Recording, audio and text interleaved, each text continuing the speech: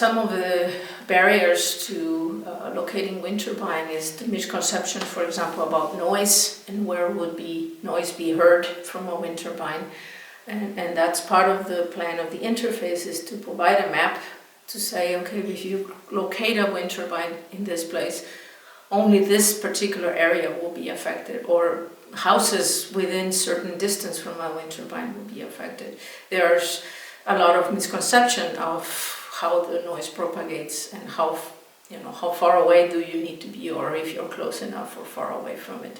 So this could also facilitate the citizens to gauge by themselves when that could be a problem or not a problem. The other way that for example, WIMBY could facilitate this is that there are misconceptions about, for example, how many birds are struck by wind turbines or how many other species are affected. And I think the interface will provide a ground truth where people can go and actually get the real facts regarding the mortality of birds and other species, or displacement of species, or many other layers, data that will be available in the WIMBY WebGIS interface.